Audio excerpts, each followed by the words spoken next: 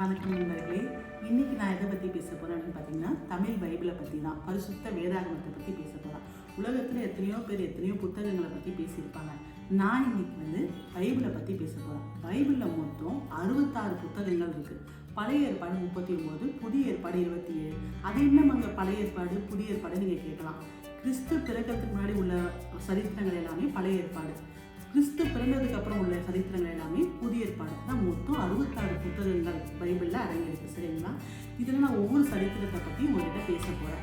ஏன் திடீர்னு பைபிளை பற்றி பேச போகிறேன்னா, நிறைய பேருக்கு பைபிளை பற்றி தெரியல, சில உண்மைகள் தெரிய மாட்டேங்குது, நிறைய பேருக்கு எழுத படிக்க தெரிய மாட்டேங்குது, அவங்களால பைபிளும் படிக்க முடியாது. ஸோ பைபிள் உண்மை சம்பவங்கள் எல்லாமே. சரிங்களா? அதை பற்றி எல்லாருமே தெரிஞ்சுக்கணும் அப்படின்ற ஒரு விழிப்புணர்வோடு நான் பேச வந்திருக்கேன். இன்றைக்கி நம்ம பார்க்க போகிற சரித்திரம் என்னன்னு பார்த்தீங்கன்னா, உலகம் உருவான விதம். அதை பற்றி தான் பார்க்க போகிறோம். உலகம் உருவான விதம். இப்போ பூமி உருண்டையாக இருந்துச்சு. சரிங்களா? பூமி உருண்டை என்பதை இந்த விஞ்ஞானிகள்லாம் சேட்டிலைட்டில் விண்வெளியில் தான் போய் பார்த்தாங்க. மேலே போயிட்டு சுற்றி பார்க்கும்போது தான் பூமி உருண்டையாக இருந்துச்சு. அப்போ தான் அவங்களால கண்டுபிடிக்கப்பட்டது பூமி உருண்டையாக இருந்துச்சு அப்படின்னு சொல்லிட்டு. ஆனால் பைபிள் எத்தனையோ வருடத்துக்கு முன்னாடியே சொல்லிடுச்சு பூமி உருண்டை அப்படின்னு சொல்லிடுச்சு. சரிங்களா? ஸோ இதில் சொல்லப்பட்டிருக்க எல்லா வசனங்களுமே உண்மை, சத்தியம், நிஜம். சரிங்களா? இதில் நான் இன்னைக்கு பார்க்க போகிறது பார்த்தீங்கன்னா, உலகம் உருவான சரித்திரம். பார்த்தீங்கன்னா முதல் கடவுளை என்ன பண்ணாங்கன்னா, உலகம் அப்படிலாம் கிடையவே கிடையாது. முதல்ல பரலோகம் அப்படின்னு மட்டும் தான் இருந்துச்சு. இந்த பரலோகத்தில் கடவுளை என்ன பண்ணார் அப்படின்னு பார்த்தீங்கன்னா, தூதர்களெல்லாம் உருவாக்குனார். தூதர்களை எதுக்கு உருவாக்குனாங்கன்னா, தனக்கு ஆராதனை செய்யணும், ஆராதனை செய்து தன்னை துதிக்கணும், தன்னை புகழணும், தன்னை பாட்டு பாடணும், அதுக்காக தூதர்களை உருவாக்குனார். இப்போ நீங்கள் பார்த்தீங்கன்னா, சீஃப் மினிஸ்டர் இருப்பாங்க, மந்திரிமார்கள்லாம் இருப்பாங்கல்ல, எதுக்கு ஒவ்வொருத்தரும் ஒரு இதில் வச்சுருப்பாங்க. இவங்க எஜுகேஷன் மினிஸ்டர், இவங்க இந்த மினிஸ்டர், அந்த மாதிரி வச்சுருப்பாங்க.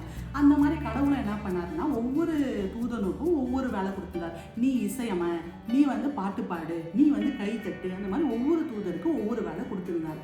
அதில் பிரதானமான அழகான தூதன் தான் லூசிஃபர். சரிங்களா? அவனுக்கு என்ன வேலை கொடுத்துருந்தா, இசையமைக்கிற வேலை கொடுத்துருந்தாரு. இசையமைச்சிட்டு இருந்தான். சரிங்களா? இசையமைச்சிட்டு கடவுளை தொழுகிறது தான் அவனுடைய வேலை. ஆனால் அவனுக்குள்ள ஒரு பெருமிதம் வந்துருச்சு, ஒரு பெருமை வந்துருச்சு. என்ன பெருமைன்னா, கடவுளை நம்ம ஏன் துதிக்கணும், நம்ம தான் அழகாக இருக்குமே, நம்மள எல்லாருமே துதிக்கட்டுமே, நம்மளை பாடட்டுமே, நம்மளை புகழட்டுமே அப்படின்னு சொல்லிட்டு அவனுக்குள்ள ஒரு ஆணவமும் திமிரும் பெருமையும் வந்துருச்சு. இப்போ சாதாரணமாக ஒரு கேங்கு, சாதாரணமாக ஒருத்தர் அந்த மாதிரி சதி தீட்டுறாங்கன்னா தனியாலாம் தீட்ட மாட்டாங்க, அவங்களுக்கும் ஒரு கேங் ஃபார்ம் ஆகிடும். அந்த மாதிரி அவனுக்கும் ஒரு கேங் ஃபார்ம் ஆகிடுச்சு. சரிங்களா? கேங் ஃபார்ம் ஆகிட்டு எல்லாருமே என்ன பண்ணாங்க, அவனுக்கு ஒத்துவத ஆரம்பிச்சிட்டாங்க. சரிங்களா?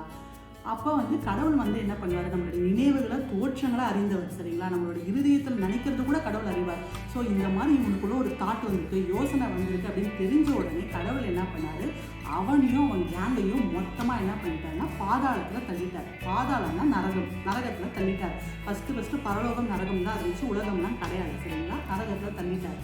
இதை பார்த்து அவனுக்கு பயங்கர கோபம் வந்துருச்சு. நம்ம மட்டும் நரகத்தில் தள்ளப்பட்டோம், இனிமே கடவுள் யாரெல்லாம் உருவாக்குறாரோ அவங்களையும் இந்த நரகத்துக்கு கொண்டு வந்துடணும் அப்படின்னு சொல்லிட்டு அவனுக்கு பயங்கர கோபம், எரிச்சல் வந்துருச்சு. அவன் கடவுள்கிட்ட சேலஞ்ச் பண்ணான், நீங்கள் யாரெல்லாம் உருவாக்குறீங்களோ அவங்க எல்லாரையும் நான் என்ன பண்ணுவேன் அப்படின்னா நரகத்துக்கு தள்ளிடுவேன் அப்படின்னு சொல்லிட்டு கடவுள்கிட்டே அவன் போய் சேலஞ்ச் பண்ணான்.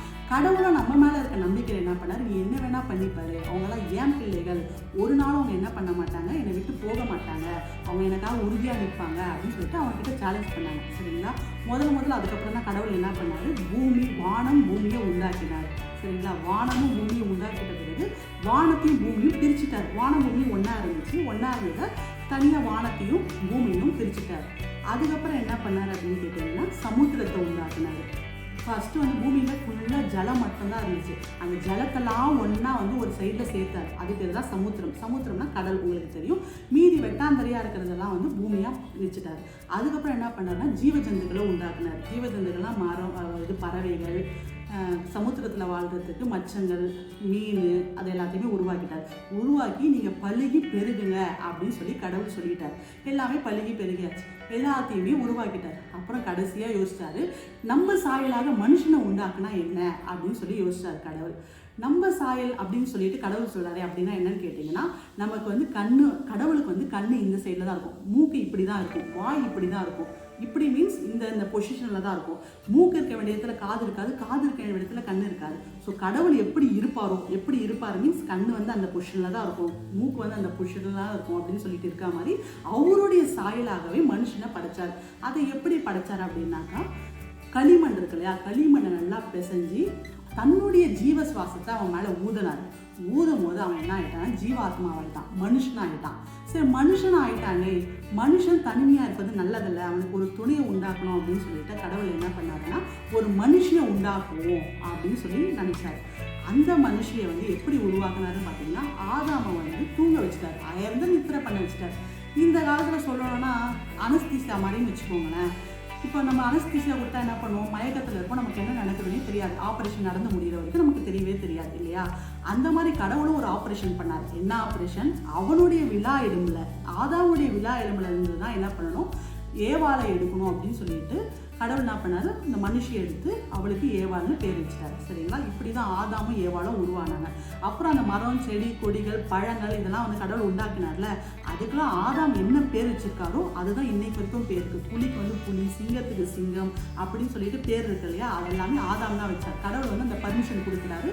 அப்புறம் அவங்க 2 பேரையும் உருவாக்கி பூமியை ஆளக்கடவர்கள் அப்படின்னு சொல்லி விட்டுட்டார். இதுதாங்க, இப்படி தாங்க உலகம் உருவாச்சு, இப்படி தான் மனிதர்களும் உருவானாங்க. அப்படியே வந்து அவங்க மூலியமாக தான் சந்ததியும் உருவாச்சு. சரிங்களா, இதுதான் இன்னைக்கு உலகம் உருவான சரித்திரத்தை பற்றி நம்ம பார்த்தோம். இன்னொரு நாள் நம்ம இன்னொரு இன்ட்ரெஸ்டிங்கான விஷயத்தை பற்றி பார்க்கலாம். அது வரைக்கும் காத்துருங்க. தேங்க்யூ.